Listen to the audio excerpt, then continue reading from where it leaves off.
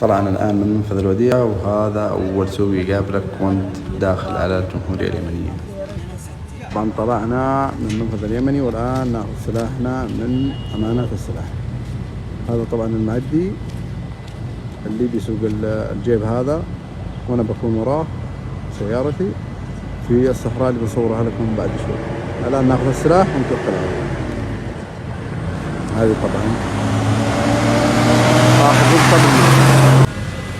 أخذنا سلاحنا من أمانة السلاح طبعا مع المعدي، والآن متوجهين للصحراء. ولكن قبل أن نتوجه للصحراء يجب أن نقوم بتنسيم الكفرات. لو تلاحظوا الناس كلهم جالسين ينسموا كفراتهم قبل أن يتوجهوا إلى الصحراء لكي لا يتعرضوا للتغريز وغيره. حطينا سلاحنا على الطبلون والآن متوجهين إلى الصحراء. بعد نقطة السلاح مباشرة التفينا إلى اليمين. هذه طريق اليتمة. طريق اليتمة تبعد حوالي 5 ساعات عن حزم الجوف. والآن سترون أمامكم كيف تتم القيادة في الصحراء. طبعا بالبداية زي ما انتم شايفين كان الممشى من 80 إلى 90 وحولها. أيضا معلومة مهمة جدا، يجب أن تمشي بشكل موازي للمعدي كي لا يقوم بالتغوير عليك. طبعا مثل ما انتم شايفين إذا راح المعدي يسار أنا أروح يمين، وإذا راح المعدي يمين أنا أروح يسار. الآن بدأت السرعة تتزايد إلى 140 و150، ولكن يظل الممشى بشكل متوازي. أيضا يجب أن تترك مسافة كافية بينك وبين المعدي. يجب أن يكون أمامك مسافة أو تكون أنت أمامه بمسافة كافية. الآن بدأت السرعة تتزايد إلى 140 160، ولكن نظل ماشيين بشكل متوازي وعدم الاضطراب أو الركود خلف المعدي. توقف المعدي أيضا مرة أخرى وقام بتنسيم الكفرات إلى 10 أو 15 بسبب النفود أو الطلوع الذي سوف يقابلنا، وهذا ما سترونه في الشاشة. الآن يقوم بتنسيم الكفرات الأربعة. من هنا تبدأ المعاناة للسيارات الصغيرة مثل هيلوكس وغيرها بسبب العقبات والطلوع التي ترونه أمامكم. ويجب أيضا على أصحاب السيارات ذات الدفع الرباعي تشغيل الدبر الخفيف كي تجتاز هذه العقبات. كما هو ظاهر أمامكم هناك الكثير من السيارات العالقة بهذا المكان بسبب كثافة الكثبان الرملية.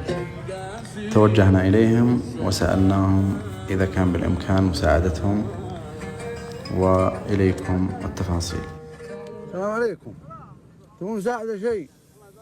صدق والله. الله يسر أمركم. أي خدمة؟ موفقين.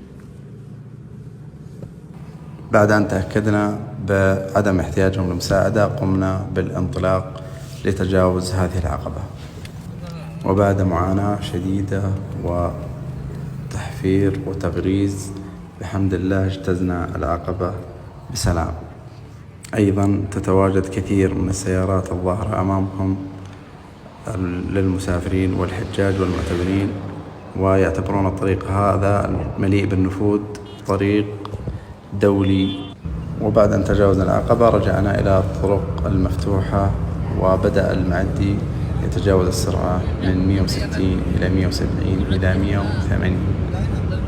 طبعا مثل ما انتم شايفين هناك الكثير من سيارات المسافرين الذين يعبرون هذا الطريق الوعر والطريق الكار. عدنا مرة أخرى إلى طلوع وإلى كثبان رملية صعبة، وفي اعتقادي أن السيارة الصغيرة لا تستطيع تجاوز هذه العقبات. وليس فقط السيارات الصغيرة، بل أن هناك الكثير من السيارات ذات الدفع الرباعي التي كانت تعاني في هذه الطرق، وخصوصا هذا الطلوع الذي اضطر سائقي المركبات إلى تنزيل الركاب وتنزيل المسافرين لكي يستطيعون تجاوز هذه العقبة. الشديد السيارات اللي باقي تحت شوفوا ما أدري تبين ولا لا، كلها ما قدرت. فوق قفنا نشوف إذا معهم حبل ولا شيء يمكن نقدر نسحبهم. مشكلة الطلعة قوية ونفوت زي ما انتم شايفين. شوفوا السيارات كيف توصل لهنا.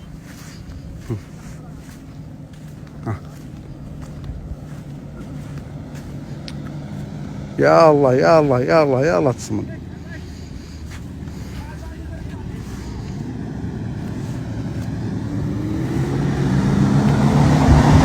روح يا سلام، ما شاء الله، قوة.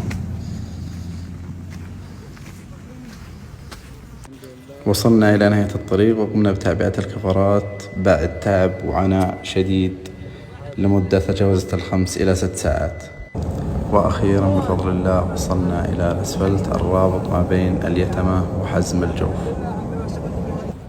دخلنا الآن مدينة الجوف ونحن في أطرافها، وإليكم المباني المعمارية لهذه المدينة الأكثر من رائعة والتي تتميز ببساطة أهلها وناسها. وبعد أن تجاوزنا حزم الجوف وأيضا مفرق الجوف وصلنا إلى عقبة نهم، التي أيضا يجب التأني والحذر الشديد في القيادة في هذه العقبة. طبعا مثل ما أنتم شايفين لا يوجد أي سياج ولا يوجد أي حماية ولا يوجد أي إرشادات. وبعد أن تجاوزنا هذه العقبة الخطيرة وصلنا إلى هذه اللوحة الإرشادية التي يقشعر لها البدن. إليكم الصور.